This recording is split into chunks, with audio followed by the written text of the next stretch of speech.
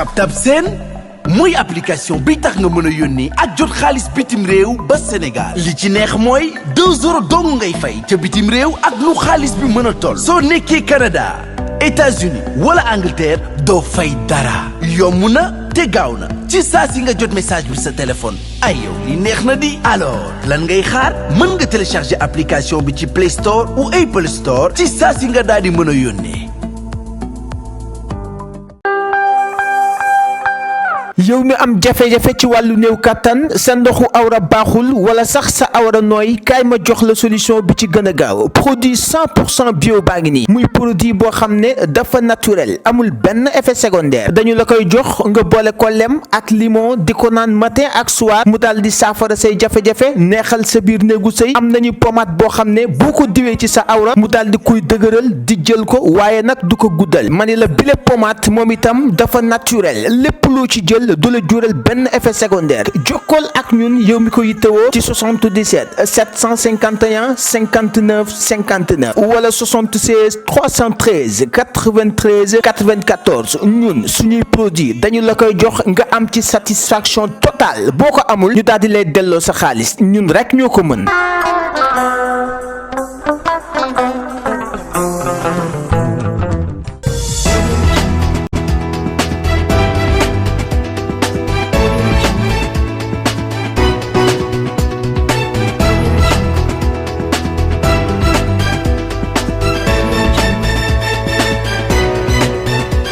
Chers amis internautes, bien le bonjour ñu dikk ak yéen ci seen journal VIP ñu koy dooree nag ak lii di Pape Alé Niang ñu ngi ñuy yëgal nag ne une mauvaise nouvelle pour ki nga xam ne moo di Pape Alé Niang ndax il n'est pas prêt de pouvoir quitter li nga xam ne nag moo di le territoire national ndax ki di le juge du deuxième cabinet en charge de son dossier moom nag dafa bañ restituer ko lii nga xam ne moo di passeport am moo di daal delloo ko kii le magistrat s'ensuit ainsi le parquet qui avait posé son veto à la satisfaction de la requête du directeur de publication de Dakar Matin pour récupérer nag li nga xam ne moo di le document di passeport am. D'après le journal Libération bi nga xam ne ñoom ñoo joxe li nga xam ne moo di information bi lii di les avocats de Pape Alé Niang ñoom ils ont décidé d'interjeter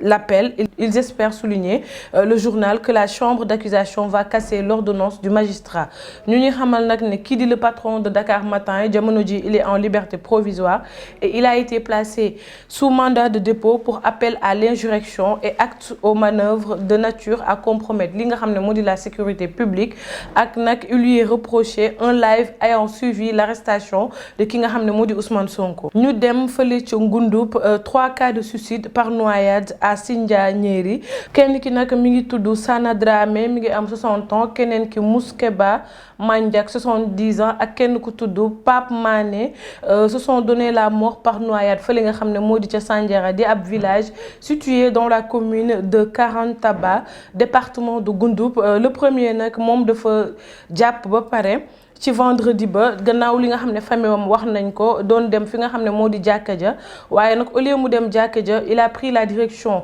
du fleuve Casamance après nag bi ñu ko wëree ba sonn gisuñu ko ci lañ retrouver lii di ay yéreem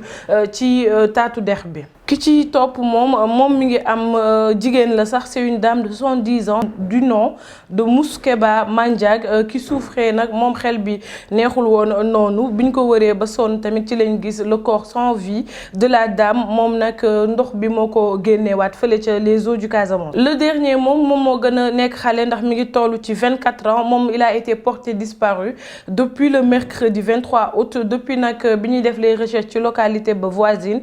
joxewul dara ci vendredi bi nag ci la les conducteurs du bac assurant la desserte fluviale de Sédhiou Sandiéry ont aperçu le corps sans vie flottant sur les eaux. Gannaaw loolu nag ci lañ alerté ñi nga xam ne ñoo di les forces de sécurité ont été alertés et ils se sont déportés sur les lieux pour récupérer li nga xam ne nag moo di corps ba balaa ñu koy acheminer à Samine pour autopsie avant l'enterrement qui était prévu le même jour sur le rivage du fleuve. ASC Pikine vers une assemblée générale à haut risque ñoom nag ñu ngi ñuy xamal ne après 4 ans à la tête de la résidence de l'AS Pikine kii di Mamadou Gueye di l'actuel directeur des domaines moom nag va-t-il briguer un second mandat wala nag ce qui est sûr c'est que am na assemblée générale boo xam ne elle est prévue le 16 septembre 2023 fële ca Arena nationale ñuy wax nag ne dina nekk rencontre boo xam ne dina jur li nga xam ne moo di ay coow ndax dina nekk sous haute tension au regard des situations yi nga xam ne moom moo précédé l'équipe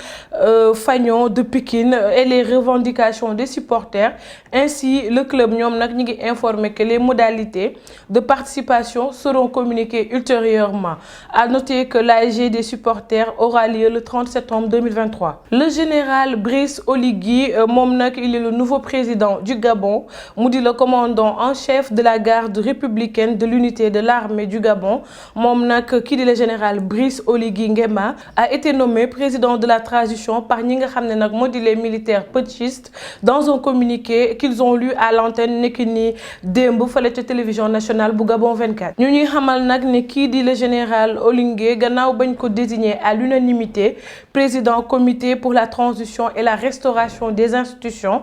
fële ca Gabon en présence nag de dizaines d'officiers supérieurs ak ay généraux qui représentaient tous les corps de l'armée gabonaise. Selon nag le communiqué, la durée de la transition des militaires au pouvoir n'a pas été précisée. jamono ji nag dafa mel ni ne biir Pastef dafa xëccoo ba nag mi ngi mel ni tulleeg Mali ndax kii di Birame Souleye Diop gannaaw ba amee ñu génn di wax ne nag ñoom am nañ lii di plan B kii di Birame Souleye Diop moom li mu xamle moo di nous avons un seul candidat muy kii di Ousmane Sonko ñoom les responsables de l'ex-parti Pastef ils continuent de réagir nag après la déclaration de kii di Diallo Diop portant sur un probable plan B pour la prochaine élection présidentielle après El Malick et le député Ayib Daffé. C'est au tour de Birame Souleye Diop comme les deux premiers moom tamit mu ñëw wax moom le maire de la commune de Thiès Nord il est formel moom nee na on ne le répétera jamais suffisamment amuñu beneen candidat de substitution nous n'avons pas de candidat de remplacement nous avons un seul candidat et il s'appelle Ousmane Sonko. Dafa mel ni nag ñoom seen biir sax dafa am li nga xam ne moo di ay xiiroo ak ay ŋaayoo kii di Birame Souleye Diop nag moom il est convaincu que pour les patriotes la présidentielle sera la rencontre entre Ousmane Sonko ak li nga xam ne moo di le peuple muy wax ne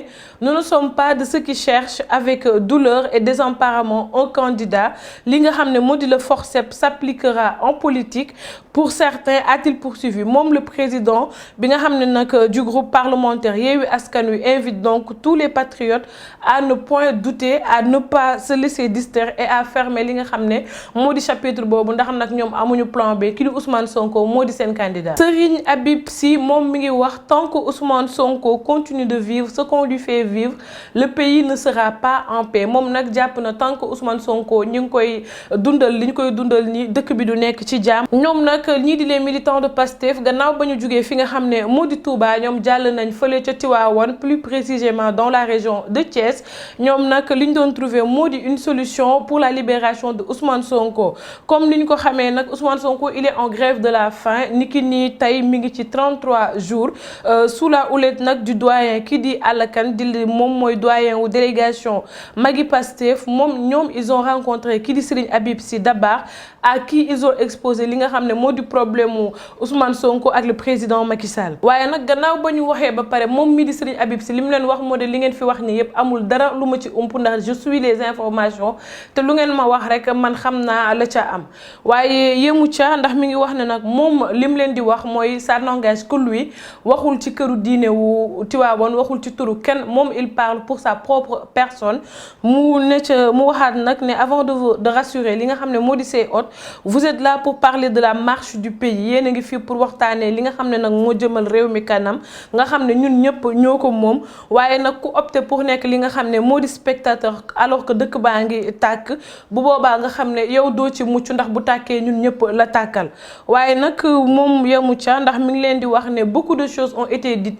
sur ki nga xam ne moo di Ousmane Sonko waaye moom nag balaa mu ci doon jël benn décision il a tenu à se faire son propre opinion ndax dafa woo kii di Ousmane Sonko gannaaw ba mu ko recevoir nag mu ne ndax xaw ma ku nekk li nga xam ne moo nekk sa biir xol waaye la nga ma wan rek loolu laa mën a jàpp te à chaque fois nee na ci biir waxtaan bi saa bu tàmbalee benn verset rek Ousmane Sonko moom moo koy yeggali mu jàpp ne nag kii di Ousmane Sonko nit ku xam luy diine la nit ku xam li yoon la waaye nag li nga xam ne moo dal lii di Ousmane Sonko rek moom jamono ji jàpp na ne ndogalu yàlla la waaye nag moom neen lépp lu dal Ousmane Sonko ndogalu yàlla la waaye mi ngi koy ñaan solennellement en tant que moom musulman en tant que frère sympathisant que Ousmane Sonko mu dagg lii di grève de la faim boobu noonu ndax nag lekk bi nga xam ne ay jabaram ñu ngi ko koy indil ñu jox ko ndax moom amul confiance lu dul si lii di ay soxnaam waaye yemu ca mi ngi wax kii di président Macky Sall moom Serigne Habib Sy mu ngi koy ñaan de mettre fin à la situation mu naan ko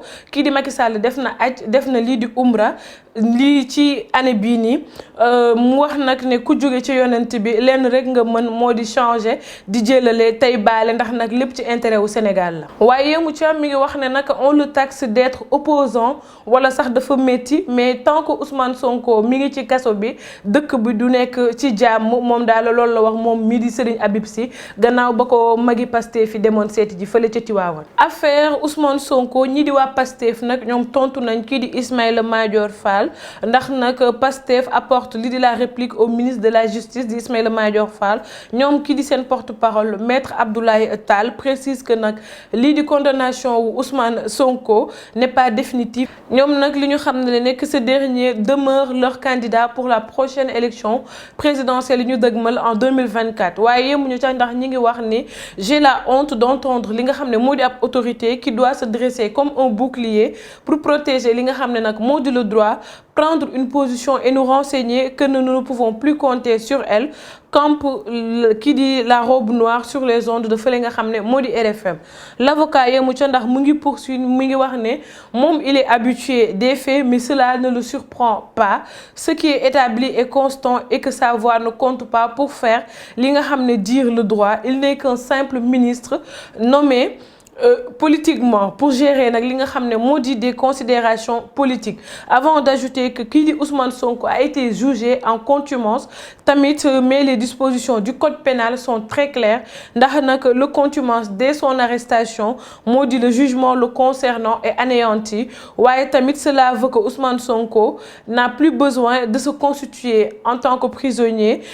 parce que il est déjà prisonnier muy wax ne nag par conséquent kii di maître Tall c'est dire qu'il doit être juge conformément à la loi cela veut dire que nag qui dit le premier jugement est anéanti et que aucun effet ne peut lui être proposé si ce n'est enrouler li nga xam ne moo di le dossier à nouveau et le traduire devant la juridiction qui avait rendu le jugement et être entendu dans le fond de l'affaire lui permettre de présenter li nga xam ne nag moo di ses moyens de défense. Fële ci Gabon l'UU ñoom nag ñi ngi rappeler que le coup d'État est intervenu après une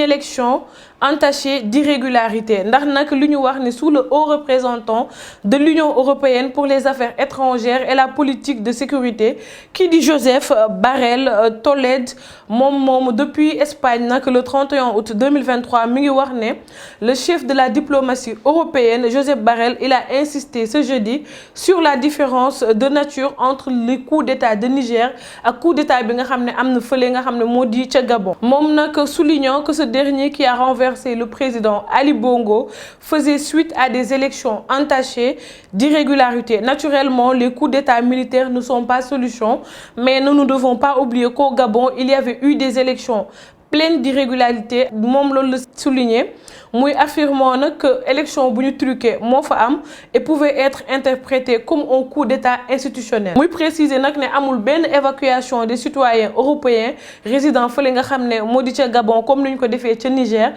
ça n'a pas été envisagé muy insister sur le fait que li nga xam ne nag moo di la situation était calme et nous ne voyons pas de risque lu jar violence a-t-il souligné depuis Tolède en Espagne en marge d'une réunion des ministres des Affaires étrangères des G27 mu di nag la situation elle est radicalement différente de celle du Niger moom nag mi ngi insister ci loolu. Dynastie Bongo lii di les militaires putschistes gannaaw bi ñu destitué mercredi kii di le président sortant di Ali Bongo Ondimba après l'annonce nag de sa réélection à la tête du pays avec 64,27%. ñu ñuy xamal nag loolu dafa provoquer lii di ay manifestations de liesse. Ce pays d'Afrique centrale riche en pétrole moom était dirigé depuis plus de 55 ans par la famille Bongo. ñoom nag la guerre en Ukraine et la situation au Niger où des militaires ont renversé le 26 juillet le président Mohamed Bazoum ñu ñuy xamal nag ne devait être au cœur des discussions de ce rendez-vous de Tolède. Le président du Nigeria di Bola Tinubu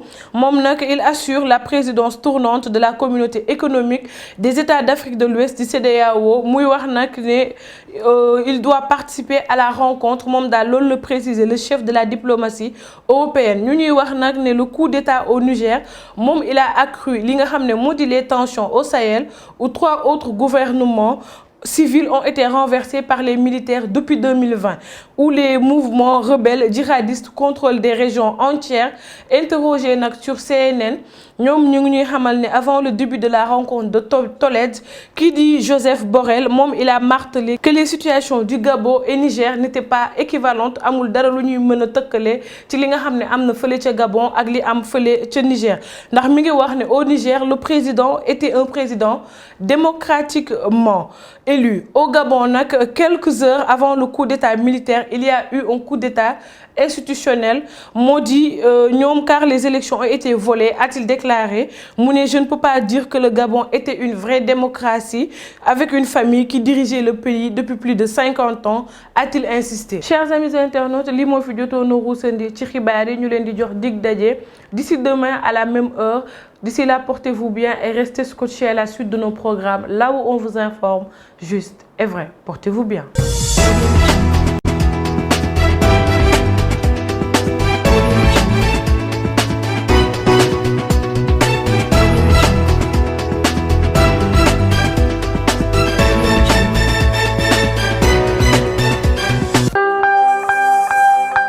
yow mi am jafe-jafe ci wàllu néew kattan sa ndoxu awra baaxul wala sax sa awra nooy kaay ma jox la solution bi ci gën a gaaw produit 100% bio baa ngi nii muy produit boo xam ne dafa naturel amul benn effet secondaire dañu la koy jox nga boole ko lem ak limon di ko naan matin ak soir mu daal di saafara say jafe-jafe neexal sa biir néegu sëy am nañu pommade boo xam ne boo ko diwee ci sa awra mu daal di koy dëgëral di jël ko waaye nag du ko guddal ma ne la bile pommade moom itam dafa naturel lépp loo ci jël du la jural benn effet secondaire jokkool ak ñun yow mi ko yittewoo ci 77 751 59 59 wala 76 313 93 94 ñun suñuy produit dañu la koy jox nga am ci satisfaction totale boo ko amul ñu daal di lay delloo sa xaalis ñun rek ñoo ko mën.